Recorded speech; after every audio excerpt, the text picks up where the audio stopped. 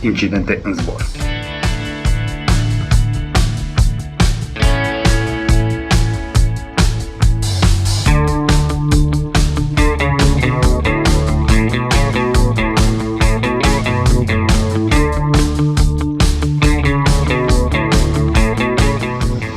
Salutare tuturor iubitorilor la sporturi cu vele. Ne vedem astăzi în leg 3 al excursiei noastre din Alpi, în care vreau să încep prin a discuta despre incidente în zbor.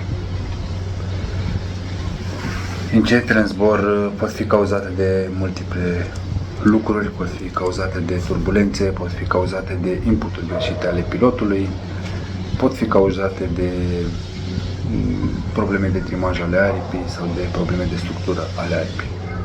Important este tot timpul când zbori să fii conștient de faptul că riscuri există, este safe ceea ce faci, dar este bine să fii mai safe puțin decât să te bazezi pe proprietățile parapante pe care o deții. Și bine ar fi să știi să oprești orice evoluție, să o vezi din timp, să o recunoști și să o tratezi. Cursul care se ocupă de acest lucru se numește SIV. Este un acronim provenit din franceză, la Simulation d'Incident en vol. În română, simulare incidente în zbor. Și asta faci. Tu le creezi, tu le rezolvi, sub spațiul, boxul de exerciții, de obicei este apă, iar instructorul sau persoana va fi tot timpul cu o barcă, pregătită să te scoată din apă dacă este nevoie, de asemenea se poartă veste de protecție, umflabil pentru apă. SIV-ul pe care noi l-am urmat avea o durată de 3 zile, cu o zi de rezervă de care chiar a fost nevoie. Fiecare zi avea câte 3 zboruri, lucru care s-a și întâmplat, mai puțin în ultima zi în care au fost numai 2 zboruri. Manevrele cu care am început au fost prima oară de închideri asimetrice, frontale, pe care să le rezolvi cu ajutorul comenzilor sau fără ajutorul comenzilor. Am mers destul de bine, te ajută mult să înțelegi aripa care zbori, să fii împrietenești cu ea, să știi că a început să facă. După care am început cu spirale cu ieșire în lumânare, spirale în care le contrai. Din nou înveți să stăpânești bine aripa, să nu-ți mai fie frică de rotațiile în care te duci în jos la spirală.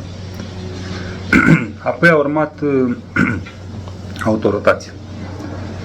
Autorotația cu ieșire prima oară cu ajutorul comenzilor, a doua oară fără comenzi, să reușești să faci treaba asta numai din corp.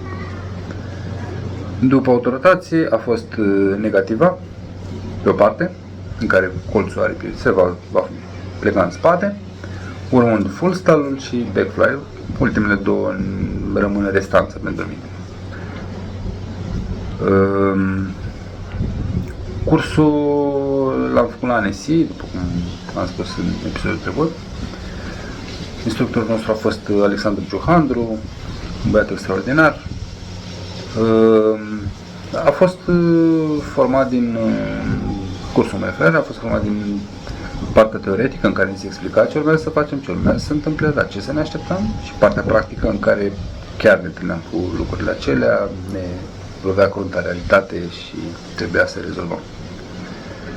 La închiderile parapantei, eu zic că a reacționat foarte frumos, aripa nu a avut probleme, nu a sărit prea mult, nu a vrut să intre imediat în negativă, nu. A mers foarte în autorotație, a mers foarte bine partea asta de închideri. La spirală, acolo avem niște, nu știu,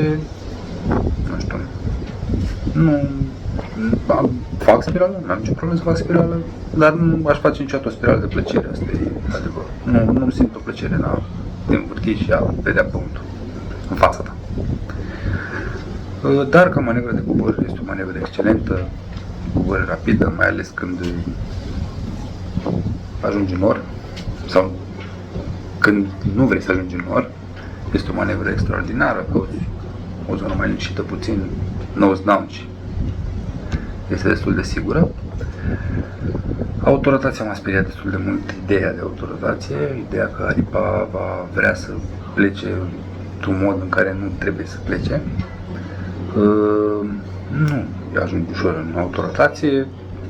Mi s-a întâmplat acum câteva zile, adică după ce am făcut SIV-ul, spre bucuria mea, și a fost mai mult și o greșeală de pilotare acolo, n-a fost pur faptul că s-a închis o parte din aripă și a plecat în autorotație. Tind să cred că n-au fost bune inputurile pe care le-am dat în momentul în care am simțit că o bucată de aripă se va închide.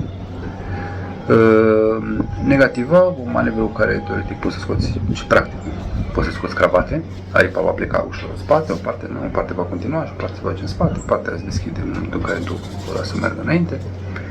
Rămâi cu niște colțuri închise, dar le deschid imediat, nu e problemă.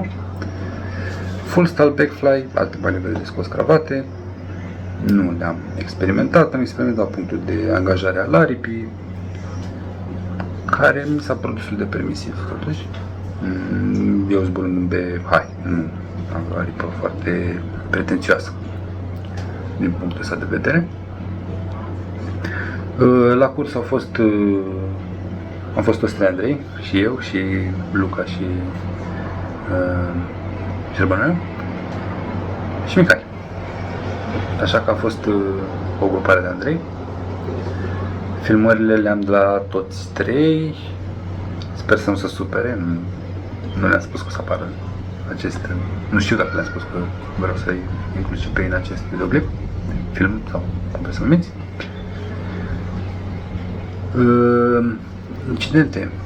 Incidente n-a fost niciun notabil, o singură situație în care un pilot nu a reușit să avea o cravată și nu a mai avut înaintarea necesară să ajungă la aterizare. A aterizat fără rezervă, perfect normal, în vânt, în apă. Alte incidente n-am văzut să fi fost. Partea în care am învățat manevrele astea, spirala, a fost puțin mai antrenantă, în sensul în care la prima sau a doua spirală care am încercat-o m-am relaxat oarecum și n-am mai readus corpul într-o poziție neutră sau să încerc să opresc spirala și spirala mea se accentua în loc să se diminueze cum trebuia să se întâmple. Dar, da, și cu ajutorul lui Alex și am realizat imediat că era greșeala, am schimbat poziția corpului, a ieșit fără probleme.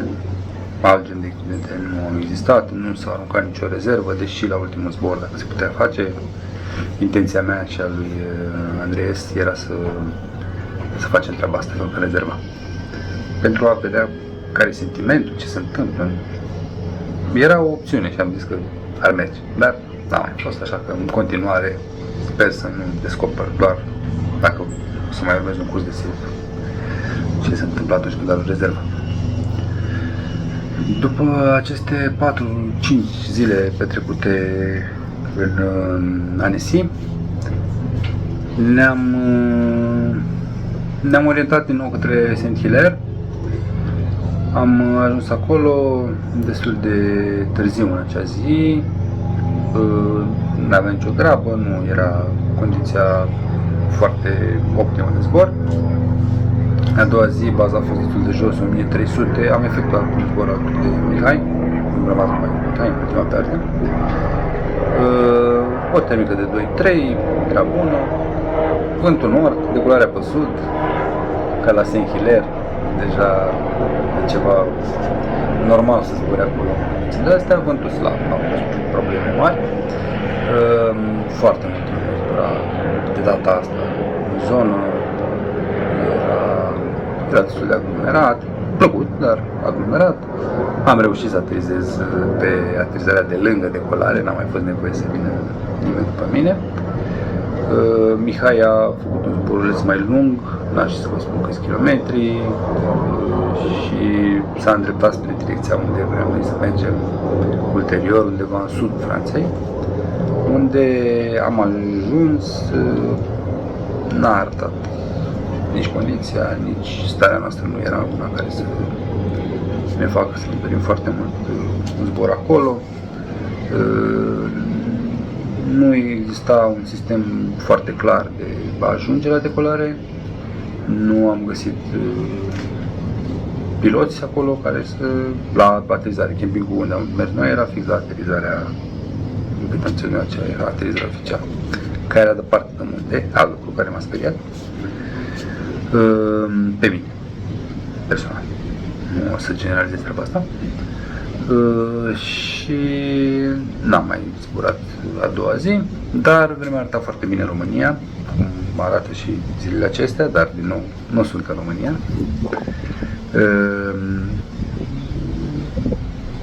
Așa că am mers la un concurs, da. M-am întors în România pentru o săptămână, cred, pentru acel concurs în principiu și pentru faptul că era vremea bună de zbor, unde o să vedeți în episodul viitor ce s-a întâmplat acel concurs. Așa că eu și Mihai am făcut cei 2000 de kilometri înapoi spre România. Drumul a decurs bine, am încercat să mai căutăm locuri de zbor, dar veșnica noastră ploaie. A fost ceva Cupa Europei la fotbal. În Slovenia eram, când a jucat România cu Slovacia și s-a terminat meciul egal, toată lumea se bucura, era petrecere și pe autostradă, la noi în Dubă. Așa. Da, a fost destul de antrenantă toată experiența asta cu Sivu și cu Franța de după. Și în principal, prima parte a excursiei a fost această primă parte a excursiei în care ați văzut primele 3 leguri. A fost destul de interesantă și de solicitantă, încercând tot timpul să găsești condiția meteo favorabilă, condiția meteo în care să faci un zbor bun și în fiecare dimineață când te trezeai, descopereai că s-a mai schimbat ceva și tot timpul s-a mai schimbat ceva în rău, nu mai bine. Psihic a lucrat mult treaba asta, motiv pentru care se adunase destul de multă dorință de zbor, agitați, încercăm, facem, găsim soluții care nu prea le-am găsit, din păcate, dar ulterior s-a terminat și cu iunie, care a fost foarte ploioasă, și a început ușor iulie, care n-a mai fost așa ploioasă. Așa că mă văd acum aici, din nou într-o altă țară, nu vă spun încă, o să vă spun când ajung să vă povestesc despre ce s-a întâmplat aici. Împăcat, fericit și bucuros cu toate zborurile pe care le-am efectuat, cu toate perioadele pe care le-am trecut în aceste perioade, în aceste luni în care am încercat să găsesc locuri faine de zbor și le-am găsit. Am găsit și locuri faine și oameni faini și culturi faine.